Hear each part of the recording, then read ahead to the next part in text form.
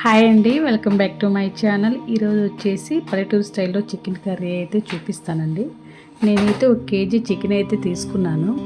దాన్ని అయితే నీట్గా క్లీన్ చేసుకుందాం ఉప్పు వేసి. సో ఇప్పుడైతే ఆనియన్ అయితే కలిపేద్దాము.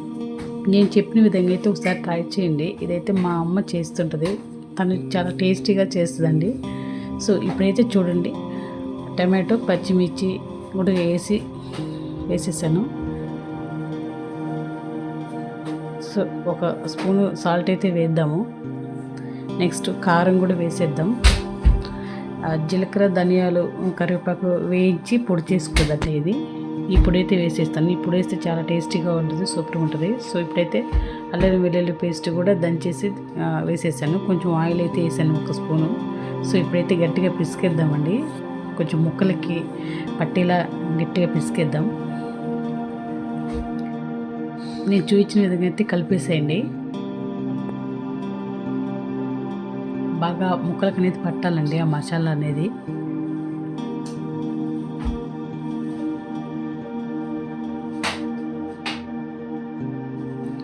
సో ఇప్పుడైతే కొంచెం మగ్గుద్ది, పక్కన పెట్టేద్దాం. ఇప్పుడైతే ఆయిల్ వేడయింది.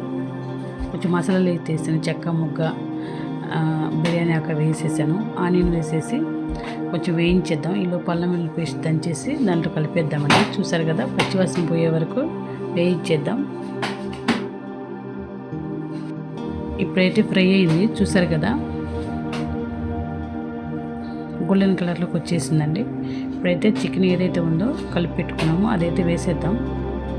వాటర్ అయితే యాడ్ చేయొద్దండి, చికెన్లో చాలా వాటర్ అయితే వచ్చేస్తాయి. గుజ్జుతో సహా మొత్తం బౌల్ అయితే వేసేద్దాం. కలిపేసేసి మూత అయితే పెట్టేద్దాం. కాసేపు మగ్గేసి వాటర్ వచ్చేస్తాయి లోపలికి. చూడండి, మళ్ళీ కలిపెడుతుంది చూడండి, వాటర్ అయితే ఎన్ని వచ్చేసాయో. సో ఇప్పుడెలా వాటర్ పోయొద్దండి, మంచిగా ఉడికేసి మగ్గిన తర్వాత అప్పుడైతే గ్రేవీ కోసం వాటర్ అయితే యాడ్ చేద్దాం. ఒక 1 గ్లాస్ అయితే వాటర్ అయితే వేసేసాను. చూడండి,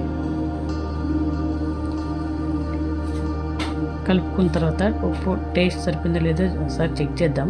నాకైతే సరిపోయింది. సో చూస్తారు కదా, మంచిగా ఉడికేసింది. నేను పిల్లల కోసం ఎక్కువసేపు ఉడికిస్తానండి. ఏంటంటే వాళ్ళు ఉడకపోతే సరిగ్గా తినరండి. సో అందువల్ల నేను స్పైసెస్ కూడా అన్నీ, కారం కానీ ప్రతి ఒక్కటి నేను తక్కువే వేసేసాను. కానీ మాకు ఆ మంట అయితే సరిపోద్దండి. మీకు కావాలంటే ఉప్పు కారం ఎక్కువ వేసుకోవచ్చు. ఇప్పుడైతే చికెన్ మసాలా అయితే వేసాను 1 స్పూను. 1 స్పూను గరం మసాలా వేసాను. నేను స్పైసెస్ ఎక్కువ యూజ్ చేయనండి, సో అందువల్ల వేయాల్సి వచ్చింది. కలిపేసుకుందాం. ఇప్పుడైతే నేను ధనియాలు, కొబ్బరి, చిన్నపాయ, అల్లం కలిపేసి ఇదైతే వేసేసాను. చాలా అంటే చాలా బాగుంటుంది. ఇవన్నీ కలిపిన తర్వాత కొంచెం కొత్తిమీర, కరివేపాకు, పుదీనా అయితే యాడ్ చేస్తున్నాను. ఇవి ఎందుకు వేసానంటే లాస్ట్లో వేయకుండా ఇప్పుడు మధ్యలో ఎందుకు వేసానని డౌట్ అయితే వచ్చి ఉంటుంది మీకు. ఎందుకు వేసానంటే ఇవి చికెన్తో పాటు ఉడికితే ఆ టేస్ట్ వేరుగా ఉంటుందండి. ఇప్పుడైతే ఇది నాన్ వెజ్ స్పెషల్ మసాలా అండి. అది చెక్క, మొగ్గ, యాలకులు అన్నీ కలిపేసి వేయించి, ధనియాలు అన్నీ వేయించి నేను పొడి చేసి పెట్టుకున్నాను. సో అదైతే 1 స్పూన్ అయితే యాడ్ చేద్దాం. నేను 1 స్పూన్ వేస్తున్నానండి, మళ్ళీ స్పైసెస్ కదా, పిల్లలకి మళ్ళీ ఇబ్బంది ఉండకూడదని. సో చాలా అంటే చాలా టేస్టీగా ఉంటుందండి. ఇది సూపర్ ఉంటుంది. నేను చెప్పిన విధంగా అయితే ఫాలో అయిపోండి. మా అమ్మ అయితే ఇది చాలా బాగా చేస్తుందండి. తను అక్కడ స్టవ్ మీద చికెన్ కర్రీ ఉడికిస్తూనే వెళ్ళి రోట్లో వేసి ధనియాలు అవి దంచుకొని వచ్చేలోపు చికెన్ కర్రీ ఉడికిపోతుంది. నేనంటే అన్నీ రెడీ చేసి పెట్టుకున్నాను కాబట్టి ఒక త్వరగా అయిపోయింది. చాలా అంటే చాలా టేస్టీగా ఉంటుంది.